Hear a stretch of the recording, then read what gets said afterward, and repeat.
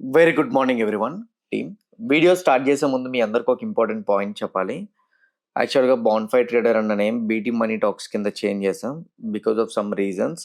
So, I mean ఇప్పటి నుంచి అయితే మాత్రం మీ బీటీ మనీ టాక్స్‌తోనే ఛానల్ అనేది కంటిన్యూ అవుతుంది.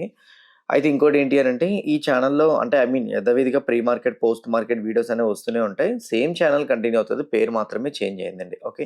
జస్ట్ ఈ అప్డేట్ ఇవ్వాలి. అందుకోసమే ముందే నేను మీకు దీని గురించి చెప్పాను. మళ్ళీ ఛానల్ లేదనుకోని చాలామంది కంగారు పడుతుంటారు కదా! అందుకోసం నేను చెప్తున్నా. Okay. Now coming to the point. యాక్చువల్‌గా నేను నిన్న నైట్ ఆల్‌మోస్ట్ 1:30 ఆ టైంకి గిఫ్ట్ నిఫ్టీ చెక్ చేస్తే 325 పాయింట్స్ గ్యాప్ అప్ ఓపెనింగ్ చూపించింది. But currently 150 points gap up opening చూపెడుతుంది. అండ్ నిన్న నైట్ ఉన్న న్యూస్ అప్డేట్స్‌కి ఈరోజు మార్నింగ్ నేను లేచి చూసేటప్పటికి ఉన్న న్యూస్ అప్డేట్స్ కంప్లీట్‌గా చేంజ్ అయిపోయినాయి. సో, ఈరోజు మళ్ళీ మార్కెట్ ఓపెన్ అయ్యేలోపు చేంజ్ అయిపోయే అవకాశాలున్నాయి. అందుకే ఫస్ట్ 1 అవర్ ఇది చూడండని పెట్టాను. సో, డెఫినిట్‌గా దాని గురించి డిస్కస్ చేద్దాం. గోల్డ్ అండ్ సిల్వర్ గురించి ఇంపార్టెంట్ అప్డేట్స్, ఈరోజు నైట్ ఉన్న ఈవెంట్, సేమ్ టైమ్ నిన్న మన మార్కెట్ క్లోజ్ అయిన తర్వాత రిలీజ్ అయిన కొన్ని డేటా పాయింట్స్, వీటితో పాటు FIDA data, so important stocks ఇవన్నీ కూడా కవర్ చేద్దాం. వీడియో అయితే మాత్రం ఎండింగ్ వరకు చూడండి. ఇంకోటి, వీడియో చూస్తునేటప్పుడు ఏ పాయింట్ ఆఫ్ వ్యూలో అయినా కానీ నేను మా టీం మీకు ఎఫర్ట్స్ పెట్టామనిపిస్తే డెఫినెట్‌గా వీడియోని లైక్ చేయండి. ఛానల్‌ని ఇంకా సబ్స్క్రైబ్ చేసుకోకుండా వీడియో చూస్తూ ఉంటే ఛానల్ కూడా సబ్స్క్రైబ్ చేసుకోండి. ఇదే వీడియో మీ ఫ్రెండ్స్ ఆర్ మీ రిలేటివ్స్ షేర్ చేస్తే హెల్ప్ అవుతుందనుకుంటే వాళ్ళకి కూడా షేర్ చేయండి. నౌ లాస్ట్ నైట్ యూఎస్ మార్కెట్స్‌లో ఏం జరిగింది అన్న దగ్గర నుంచి మనం మొదలు పెడదాం. డౌ జోన్స్ అయితే 537 పాయింట్స్ పాజిటివ్‌గా క్లోజ్ అయితే, నాస్డాక్ 55 పాయింట్స్ నెగెటివ్‌గా క్లోజ్ అయింది. నిన్న యూఎస్ మార్కెట్స్ పాజిటివ్‌గా క్లోజ్ అవ్వడానికి 2 కారణాలున్నాయి. ఒకటి వార్ రిలేటెడ్‌గా ఉన్న పాజిటివ్ అప్డేట్. 2 నిన్న వాళ్ళకి macro economic data points release అయినాయి. అందులో ప్రైవేట్ ఎంప్లాయ్‌మెంట్ డేటా గాని, same time I mean CB consumer confidence data గాని కొంచెం మార్కెట్స్‌కి ఎక్స్‌పెక్టేషన్స్ తగ్గట్టుగా వచ్చినాయి. This is the first positive point.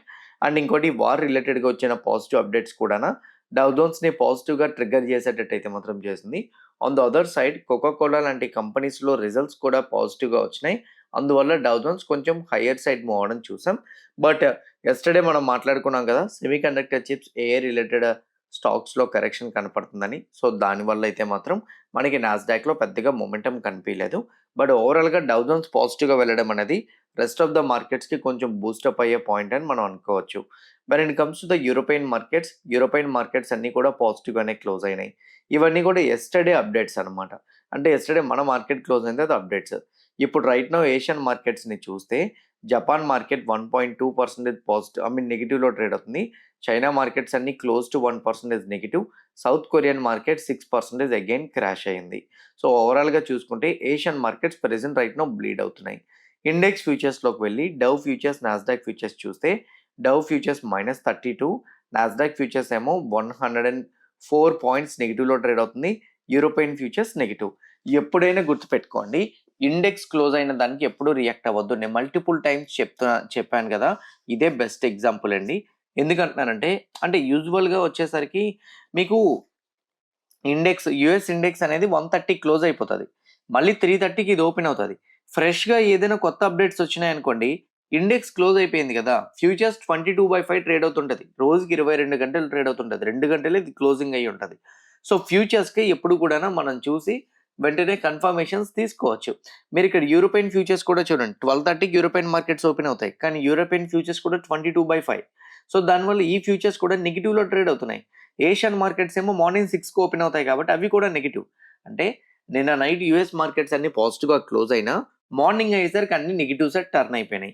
Gift Nifty నిన్న మార్నింగ్ ఐ మీన్ నిన్న నైట్ 24,320 దగ్గర చూపించింది. ఇప్పుడు 24,215. కానీ ఇది ఆగస్ట్ ఫ్యూచర్స్. బట్ ఫ్యూచర్స్‌ని పక్కన పెట్టేస్తే 24,213. మన నిఫ్టీ యెస్టర్‌డే క్లోజ్ అయింది 23,980. అంటే క్లోజ్ టు 24,000 దగ్గర క్లోజ్ అయింది. 24,000 నుంచి 24,230 ఎంత? ఐ మీన్ 213 అంటే ఎంత? అప్రాక్సిమేట్‌లీ 200 పాయింట్లు గ్యాప్ అప్. కానీ ఈరోజు morning first gift Nifty open అవ్వడం 24,297. 300 పాయింట్లు గ్యాప్ అప్ కాస్త 200 పాయింట్లు గ్యాప్ అప్ అయిపోయింది. ఈ 200 పాయింట్లు గ్యాప్ అప్ కాస్త మేబీ 150 పాయింట్లు గ్యాప్ అప్ కూడా అయిపోవచ్చు. ఓకే. సడెన్‌గా పాజిటివ్ నుంచి నెగెటివ్స్‌కి ఎందుకు మారిపోయింది? ఏడీఆర్స్ చూద్దాం ఒకసారి. ఏడీఆర్స్‌ని కూడా ఇప్పుడు మనం నమ్మలేము. ఎందుకంటే ఏడీఆర్స్ కూడా నిన్న యూఎస్ మార్కెట్స్‌లో ట్రేడ్ అయినప్పుడు రియాక్ట్ అయింది. Infosys again 5% positive side react అయింది. Wipro again 0.5% positive. HDFC bank 1.55% positive. ICICI bank 1.24% positive. ఇవన్నీ ఎస్టర్డే ఉన్న న్యూస్ అప్డేట్స్ బట్టి రియాక్ట్ అయినాయి. సో ఇంత పాజిటివ్గా అయితే మాత్రం ఏడిఆర్స్ రియాక్ట్ అవ్వకపోవచ్చు అని నేను అనుకుంటున్నా. అంటే మన ఇండియన్ స్టాక్స్ ఏడిఆర్స్లో రియాక్ట్ అవ్వకపోవచ్చు అని. ఫస్ట్ నిన్న వచ్చిన పాజిటివ్స్ ఏంటి, తర్వాత నెగిటివ్స్ ఏంటి అనేది చెప్తాను. ఫస్ట్ వన్ ఏంటంటే ట్రంప్ నిన్న ఒక స్టేట్మెంట్ చేశారు. ఓకే, ఆ స్టేట్మెంట్ ఏంటంటే సో ఇరాన్తో అయితే మాత్రం టాక్స్ చాలా మంచిగానే నడుస్తున్నాయి. సో మోస్ట్లీ తొందరలోనే కంప్లీట్ చేస్తాము. ఒక డెడ్ లాక్ అయితే మాత్రం పెట్టుకున్నాము. ఆ లోపు ఇరాన్ వాళ్ళు కూడా క్లోజ్ చేస్తాం అనేటట్టు అయితే చెప్తున్నారు. అండ్ ఒకవేళ కానీ ఇరాన్ చేయకపోతే మాత్రం వాళ్ళపైన భారీగా మళ్ళీ యుద్ధం చేస్తామని చెప్పి ట్రంప్ వార్నింగ్ ఇచ్చారు. ఓకే, చాలా ఫ్రెండ్లీ నెగోషియేషన్స్ జరుగుతున్నాయని. This the first positive expectation. దాని తర్వాత దానికి ఇమీడియట్గా ఇరాన్ వాళ్ళు రిప్లై కూడా ఇచ్చారు, మేము వాళ్ళతో ఎటువంటి నెగోషియేషన్స్ చేయట్లేదు, యూఎస్తో డైరెక్ట్ నెగోషియేషన్స్కి ఇక మీద మేము దిగబోము, అంటే మేము రాము, ఇంకా డైరెక్ట్గా కూర్చొని చర్చలు చేసుకోవడానికి అయితే మేము రాము అని చెప్పి క్లియర్గా ట్రంప్ అయితే మాత్రం ఐ మీన్ ఇరాన్ వాళ్ళకి ప్రపోజల్ పెట్టిన దాని మీద ఏదైతే ఉందో స్టేట్మెంట్స్, పాజిటివ్ స్టేట్మెంట్స్, ఇరాన్ వాళ్ళు క్లారిటీగా స్టేట్మెంట్ ఇచ్చేశారు. ఓకే, ఇక్కడ ఉన్న పాజిటివ్ కాస్త నెగిటివ్ టర్న్ అయిపోయింది. కానీ ట్రంప్ చెప్పిన మాటలు బట్టి, నిన్న వాళ్ళకి వచ్చిన ఎర్నింగ్స్ బట్టి, మ్యాక్రో ఎకానమీ డేటా పాయింట్స్ బట్టి యుఎస్ మార్కెట్స్ పాజిటివ్ సైడ్ వెళ్ళినాయి. సో అండ్ ఇంకో పాయింట్ ఏంటంటే దీనికన్నా ఇంకా పాజిటివ్ పాయింట్, యుఎస్ని పక్కన పెట్టి ఓమాన్ వాళ్ళు ఇరాన్ వాళ్ళతో ఒక బిజినెస్ టైఅప్ కోసం డిస్కస్ చేశారు. అంటే ఈ తగ్ ఆఫ్ వార్ ఎప్పుడు అవుతూనే ఉంటుంది, దీన్ని పక్కన పెడదాం, ఫస్ట్ మనిద్దరం, ఓకేనా, మీరు మేము, ఓకేనా, మనిద్దరం కలిపి స్ట్రైట్ ఆఫ్ హార్మోజ్ నుంచి ఎలా షిప్స్ని తీసుకువెళ్ళాలనేది ఒక వాలంటరీ తీసుకుందాం, ఓకేనా. సో ఈ రూట్ మ్యాప్ ఏదైతే ఉందో ఇది మన ఇద్దరి మధ్య ఉంటుంది. ఓకే, నువ్వు నేను మాత్రమే ఆథరైజ్ చేస్తాం. దీనికి వాలంటరీ ఫీ కలెక్ట్ చేసుకోవడానికి మాకైతే ఇష్టపూర్వకంగానే ఉంది, మీరు వాలంటరీ ఫీని కలెక్ట్ చేసుకోండి అని చెప్పారు. అర్థమైందా? వాలంటరీ ఫీని కలెక్ట్ చేసుకోండి. అయితే మీ జోన్ వెళ్ళేంత వరకు మీరు, మా జోన్ వెళ్ళేంత వరకు మేము, మన ఇద్దరం కలెక్ట్ చేసుకుందాం. సో యూఎస్ని ఇంకా పక్కన పెట్టేయండి, యూఎస్తో ఇంక యుద్ధం ఎందుకు, మీకు ఫస్ట్ నుంచి కావాల్సింది ఏంటి, స్ట్రైట్ ఆఫ్ హార్మోజ్ దగ్గర ఫీ కావాలి కదా, ఓకే మేము అంగీకరిస్తున్నాం. సో మన ఇద్దరికి సంబంధించిన రూట్ ఏదైతే ఉందో ఆ రూట్ నుంచే మనం వెళ్దామని చెప్పి ఓమన్ వాళ్ళు ప్రపోజల్ పెట్టారు. ఈ ప్రపోజల్కి మార్కెట్స్ బిగ్ పాజిటివ్ సైడ్ వెళ్ళి నిన్న క్రూడ్ ఆయిల్ అయితే ఒకనొక స్టేజ్లో, ఇక్కడ నేను కర్సర్ పట్టుగానే మీకు చార్ట్ వచ్చేస్తుంది చూడండి, నిన్న ఒకనొక స్టేజ్లో చూడండి 81. ఓకే, సో ఇది 1 డే టైం ఫ్రేమ్, 1 వీక్ కూడా పెడతా. నిన్న ఒకనొక స్టేజ్లో 81కి డ్రాప్ అయిపోయింది బ్రెంట్ ఆయిల్ వచ్చేసరికి, ఆల్మోస్ట్ 81కి. ఓకే, సో మరి ఇప్పుడు మళ్ళీ 85కి 4 to 5% పాజిటివ్ సైడ్ ఎందుకు వెళ్ళిపోయింది అని మీరు అడగచ్చు. చెప్తాను. మళ్ళీ క్రూడ్ ప్రైస్ ఎందుకు పెరిగిపోయిందంటే ఫస్ట్ మార్కెట్స్ ఎందుకు పాజిటివ్ వెళ్ళి అర్థమైందిగా, ట్రంప్ చేసిన పాజిటివ్ స్టేట్మెంట్, ఓమాన్ ఇరాన్ వాళ్ళు కలిపి ఒక డీల్ పెట్టుకుందామని అన్న తర్వాత పాజిటివ్ సైడ్ వెళ్ళిపోయింది. దాని తర్వాత ఇరాన్ రెస్పాన్స్ ఇచ్చింది. ఇరాన్ ఏం చెప్పిందంటే మాకు 100%, అంటే ఇక్కడ మీరు క్లియర్గా చూడండి, అంటే టెహ్రైన్ వాళ్ళు ఏం చేశారంటే సో మాకైతే మాత్రం అట్లాంటి ప్లాన్స్ ఏం లేవు. సో నేను హైలైట్ చేసిన పారాగ్రాఫ్ మీరు చూడవచ్చు, అట్లాంటి మార్క్స్ అయితే మాత్రం ఏం లేవు, మేమైతే మాత్రం ప్రెసెంట్ రైట్ నో ఈ స్ట్రైట్ ఆఫ్ హార్మోజ్ నుంచి షిప్స్ వెళ్ళేది ఏదైతే ఉందో కంప్లీట్గా 100% కంట్రోల్ మేమే తీసుకుందాం అనుకుంటున్నాం అనేటట్టు క్లియర్గా స్టేట్మెంట్ ఇచ్చేశారు. ఓమాన్ ఒక పార్ట్ మేనేజ్ చేస్తారు, మేము ఒక పార్ట్ మేనేజ్ చేస్తాం, మాకు అలా వద్దు, మొత్తం మేమే మేనేజ్ చేస్తాం. సో అండ్ వాలంటరీ ఫీ మేమే తీసుకుంటాం. సో ఈ జాయింట్ అడ్మినిస్ట్రేషన్ ఏదైతే ఉందో అది మాకు అవసరం లేదు అనేటట్టు క్లియర్గా చెప్పేశారు ఇరాన్ వాళ్ళు. సో దీన్ని బట్టి మళ్ళీ అటాక్స్ స్టార్ట్ అవుతాయేమో అని ఒక ఫియర్ ఫస్ట్ ఇక్కడ స్టార్ట్ అయింది. ఇలా స్టార్ట్ అయిన వెంటనే నెక్స్ట్ ఏం జరిగింది, యమన్స్లో హౌదీస్ వాళ్ళు అయితే మాత్రం రెడ్ సీ దగ్గర ఉన్న సౌదీ ఆయిల్ ట్యాంకర్స్ మీద అటాక్ చేయడం మొదలుపెట్టారు. ఓకే, ఇంతవరకు బాగానే ఉంది. ఇది ఎందుకంటే ఈ హౌదీస్ వాళ్ళు సౌదీ ఆయిల్ ట్యాంకర్స్ మీద కన్సిస్టెంట్గా అటాక్స్ చేస్తూనే వచ్చారు. ఇది రెండో నెగిటివ్ పాయింట్. మూడో నెగిటివ్ పాయింట్, మార్కెట్ నెగిటివ్గా వెంటనే టర్న్ అవడానికి రీజన్ ఏంటంటే యుఎస్ సౌదీ వాళ్ళు కలిపి ఇరాన్ యొక్క కొన్ని గ్రూప్స్ ఉన్నాయి, ఎక్కడ ఇరాక్లో ఉన్నాయి, అక్కడ అటాక్ చేయడం మొదలుపెట్టారు. 30 డ్రోన్స్ని కంటిన్యూస్గా వాళ్ళ మీద రిలీజ్ చేశారు. అంటే దీన్ని బట్టి మీకు ఏమర్థమైంది, let's say example, Pakistan groups బంగ్లాదేశ్లో ఉన్నాయి, same time Pakistan groups some other కంట్రీస్లో కూడా ఉన్నాయి. సో దానివల్ల పాకిస్తాన్ మీద డైరెక్ట్ అటాక్ చేయకుండా పాకిస్తాన్ గ్రూప్స్ వేరే దేశాల్లో ఎక్కడైతే ఉన్నాయి వాటి మీద అటాక్ చేశారు. Exactly US and Saudi Arabia చేసింది అది. ఎందుకంటే హౌదీస్ కూడా యమన్లో హౌదీస్ ఉన్నారు. హౌదీస్ అంటే ఎవరు, ఇరాన్ సపోర్టివ్ ఉన్న గ్రూప్. ఇప్పుడు ఇరాన్ని కొట్టినా ఈ హౌదీస్ని కొట్టినా ఒకటేగా, ఎందుకంటే వాళ్ళకి సపోర్టివ్గా వీళ్ళు ఇప్పుడు అటాక్ చేస్తున్నారు కదా రెడ్ సీలో. ఎగ్జాక్ట్లీ ఇరాక్లో కూడా ఉన్న ఇరాన్ ఎలైన్డ్ టెర్రరిస్ట్ ఎవరైతే ఉన్నారో ఎలైన్డ్ మిలిటెంట్స్ ఎవరైతే ఉన్నారో వాళ్ళ పైన యుఎస్ వాళ్ళు సౌదీ అరేబియా వాళ్ళు అటాక్ చేస్తారు. ఎప్పుడైతే ఇరాన్ యొక్క పీపుల్ మీద అటాక్ చేశారో ఇరాన్ మళ్ళీ రియాక్ట్ అవుతుంది కదా, మళ్ళీ అగ్రెసివ్ స్టేట్మెంట్స్ కనిపించినాయి. ఇరాన్ మళ్ళీ మేము అటాక్ చేస్తామని చెప్తున్నారు, ఈసారి మేము వదిలిపెట్టబోము, ఈసారి చాలా బిగ్ స్ట్రైక్స్ ఉంటాయని క్లారిటీగా ఇరాన్ అయితే మాత్రం చెప్పింది. ఓకేనా. సో జోర్డాన్లోని ఆల్రెడీ స్టార్ట్ చేసింది. జోర్డాన్లో యుఎస్ యొక్క మిలిటరీ ఫోర్సెస్ ఎక్కడైతే ఉన్నాయో దానిపైన ఆల్రెడీ ఇరాన్ వాళ్ళు అయితే మాత్రం క్లియర్గా అటాక్ చేసినట్టు కనపడుతుంది. లాస్ట్ నైట్ మార్కెట్స్ ఓపెన్ అయినప్పుడు పాజిటివ్స్ ఉన్నవి, ఈరోజు మార్నింగ్కి నెగిటివ్స్ అయిపోయినాయి. అందుకే క్రూడ్ సడన్గా స్పైక్ అయిపోయింది. ఓకే, క్రూడ్ అందుకే మళ్ళీ 85, 82కి వచ్చేసింది. మళ్ళీ గోల్డ్ అండ్ సిల్వర్ కొంచెం మిక్స్ అయ్యి నెగిటివ్గా కరెక్షన్ అవడానికి కారణం కూడా అదే. నా కమింగ్ టు ద పాయింట్, మన ఇండియన్ మార్కెట్స్ పరంగా వస్తే మన ఇండియన్ మార్కెట్స్కి ఏమైనా ఉన్నాయా? ఒకటి, మన ఐటీ స్టాక్స్ మేబీ మళ్ళీ సపోర్ట్ చేయొచ్చు, ఎందుకంటే ఇన్ఫోసిస్ ADR 5%. నిన్న నాస్డాక్ ఎటువంటి రియాక్షన్ ఇవ్వకపోయినా కూడా ఇన్ఫోసిస్ 5% రియాక్ట్ అయింది. ఐటీ స్టాక్ సపోర్ట్ చేయొచ్చు. 2, మనకి నిన్న ఇండస్ట్రియల్ ప్రొడక్షన్ డేటా నిన్న మన మార్కెట్ క్లోజ్ అయిన తర్వాత వచ్చింది. ఈ డేటా చూసుకుంటే ఇక్కడ చూడండి, ఇండస్ట్రియల్ ప్రొడక్షన్ డేటా 7.3% వచ్చింది. అండ్ ఇక్కడేమో మ్యానుఫ్యాక్చరింగ్ ప్రొడక్షన్ డేటా 7.8%. లాస్ట్ టైంతో కంపేర్ చేసుకుంటే 5%, 5.2 వాటికన్నా ఇప్పుడు ఎక్కువే. దీని మీద క్లిక్ చేసి క్లారిటీగా చూసుకుంటే ఇండస్ట్రీస్లో మ్యానుఫ్యాక్చరింగ్ డేటా పాజిటివ్గా వచ్చింది, electricity and gas supply data పాజిటివ్గా వచ్చింది, ఎలక్ట్రికల్ ఎక్విప్మెంట్ మ్యానుఫ్యాక్చరింగ్ డేటా పాజిటివ్గా వచ్చింది, మోటార్ వెహికల్స్ పాజిటివ్గా వచ్చింది, ఫుడ్ ప్రొడక్ట్స్ పాజిటివ్గానే వచ్చాయి. నెంబర్స్ అన్ని కూడా కొంచెం పాజిటివ్గానే వచ్చినాయి కాబట్టి మేబీ మ్యానుఫ్యాక్చరింగ్ రిలేటెడ్గా, ప్రొడక్షన్ రిలేటెడ్గా ఉన్న కంపెనీస్ కొంచెం పాజిటివ్గా రియాక్ట్ అయ్యే ఛాన్సెస్ ఉన్నాయి. ఓకే, ఇది ఐటీ స్టాక్స్ కొంచెం సపోర్ట్ ఇవ్వచ్చు. ఓకే, నా third one, f i data, DI data. Yesterday f i data ప్రకారంగా చూస్తే ఎఫ్ఐ బయింగ్ సైడ్ ఉన్నారు 755 crore, డిఐ బయింగ్ సైడ్ ఉన్నారు 1664 crore. ఓకే, వాళ్ళు F&Oలో బిల్ చేసిన డేటా పరంగా చూసుకుంటే 2,06,000 పొజిషన్స్ అయితే మాత్రం వాళ్ళు F&Oలో బిల్ చేసినట్టున్నాయి. బట్ ఎస్టర్డే మాత్రం కొంచెం షార్ట్ కవరింగ్ చేశారు. నిఫ్టీలో మనం కన్సాలిడేషన్ జోన్ చూసాం, కానీ ఎఫ్ఐ అయితే మాత్రం షార్ట్ కవరింగ్ చేసినట్టు కనపడుతుంది.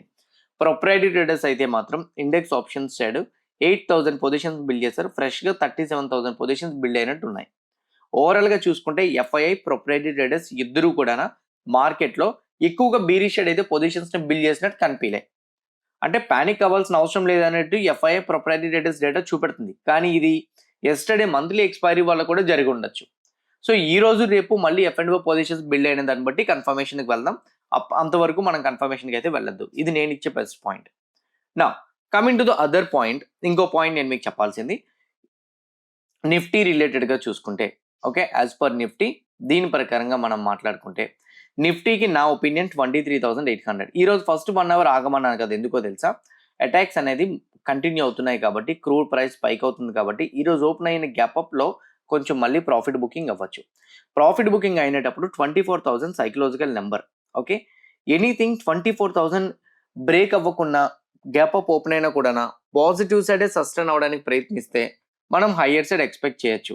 Okay, so now coming to the point, ఒకవేళ కానీ 24,000 కానీ బ్రేక్ అయిపోయింది అని అనుకోండి, మేబీ డిక్లైన్ అవడానికి ఛాన్స్ కూడా ఉంది. సో నా పాయింట్ ఆఫ్ వ్యూలో అయితే మాత్రం ఇఫ్ ఇట్ బ్రేక్స్ 24,000 మేబీ ఈరోజు ఇంట్రాడేలో బీరిష్ షేడ్ కనిపించవచ్చు. 24,000 బ్రేక్ అవ్వకపోతే మేబీ దానికి టచ్ చేసి పైకి వెళ్ళే ఛాన్స్ కూడా ఉంటుంది. సో మనం పానిక్ కావాల్సిన అవసరం అయితే మాత్రం లేదు. When it comes to the సెన్సెక్స్కి 77,000 సైకలాజికల్ నెంబర్. దీని అబోవ్ కానీ ఈరోజు ఉంటే పాజిటివ్, లేదనుకుంటే మాత్రం బీరిష్ షేడ్ రావచ్చు.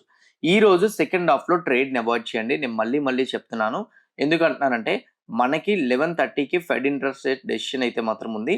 ఇందులోని ఫెడ్ ఇంట్రెస్ట్ రేట్స్ డెసిషన్స్ రిలేటెడ్గా అయితే మాత్రం ఏమైనా కానీ ఒకవేళ కానీ అగ్రెసివ్గా కానీ డెసిషన్స్ తీసుకుంటే మాత్రం మేబీ రియాక్ట్ అయ్యే ఛాన్స్ అయితే మాత్రం ఉంది. మార్కెట్స్ ఇంట్రెస్ట్ రేట్స్ పెంచుతారని 35% ఎక్స్పెక్ట్ చేస్తున్నారు. సో ఒకవేళ కానీ ఇంట్రెస్ట్ రేట్స్ నిజంగానే 25 basis points కానీ పెంచితే మాత్రం మార్కెట్స్కి బిగ్ నెగిటివ్. రేపు మార్కెట్స్ క్రాష్ అవుతాయి, గోల్డ్ అండ్ సిల్వర్ క్రాష్ అవుతుంది. అందుకే 2 o'clockకి పొజిషన్స్ అడ్జస్ట్మెంట్ జరుగుతుంది కాబట్టి ఎవరు పొజిషన్స్ని క్యారీ ఫార్వర్డ్ చేయడానికి ప్రయత్నించొద్దు. When it comes to the bank Nifty 57,000 అనేది ఇంపార్టెంట్ సపోర్ట్ లెవెల్. కరెంట్లీ ఈ సపోర్ట్ లెవెల్ బిలోనే ఉంది, కానీ అంత స్ట్రాంగ్గా లేదు.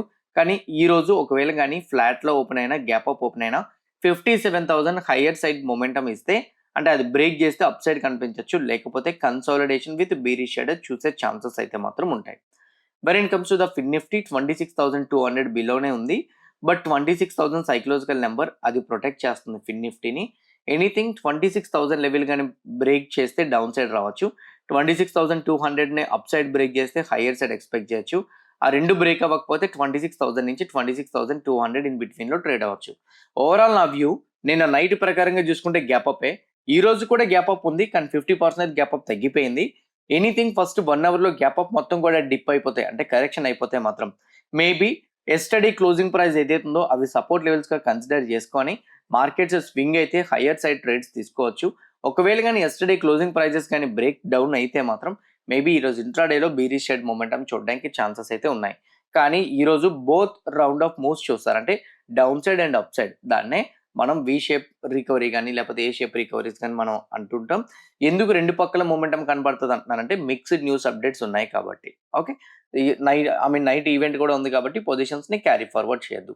When it comes to bit coin నిన్న ఒకనొక స్టేజ్లో ఆల్మోస్ట్ 62,600 700కి వచ్చేసింది. కానీ కరెంట్లీ బిట్ కాయిన్ రికవరీ అవుతూ ఇక్కడే కన్సల్టేషన్ అవుతుంది. నిన్న యుఎస్ మార్కెట్ పాజిటివ్గా వెళ్ళడం బిట్ కాయిన్కి కొంతవరకు హెల్ప్ అయింది. బట్ కాకపోతే బిట్ కాయిన్ ఈ రేంజ్లోనే ఉండొచ్చు. 64,000 నుంచి 65,500, 64,000 బ్రేక్ అయితే మాత్రం స్లోగా 62,000 వరకు కరెక్షన్ అయితే చూసే ఛాన్సెస్ అయితే మాత్రం ఉన్నాయి. ఎనీథింగ్ గోల్డ్ పరంగా చూసుకుంటే గోల్డ్ కరెంట్లీ వాలటైల్గా ఉంది, కానీ నైట్ ఈవెంట్ బట్టి గోల్డ్ మొమెంటం కనపడుతుంది. టెక్నికల్గా 4,100 రెసిస్టెన్స్, అది బ్రేక్ అవ్వలేదు. 3,965 అది బ్రేక్ డౌన్ అవ్వలేదు. 3,965 4,100 ఇన్ బిట్వీన్లో ఈవెన్ గోల్డ్ కూడా ట్రేడ్ అవ్వడానికి ఛాన్సెస్ అయితే ఉన్నాయి. When it comes to the silver రిలేటెడ్గా 60 అనేది ఇంపార్టెంట్ సైకలాజికల్ నెంబర్, అండ్ దాని బిలోనే సిల్వర్ అయితే మాత్రం ఉంది. సో సిల్వర్ కూడా షార్ట్ టర్మ్లో వాలటైల్గా అయితే మాత్రం ట్రేడ్ అవ్వచ్చు. గోల్డ్, సిల్వర్, బిట్ కాయిన్ వీటితో పాటు యూఎస్ స్టాక్స్లో కూడా మీరు యాక్టివ్గా ట్రేడ్ చేద్దాం అనుకుంటే చాలా స్టాక్స్ పడినాయి. చూడండి, ఎస్కే హైనిక్స్ మళ్ళీ 12% క్రాష్ అయింది.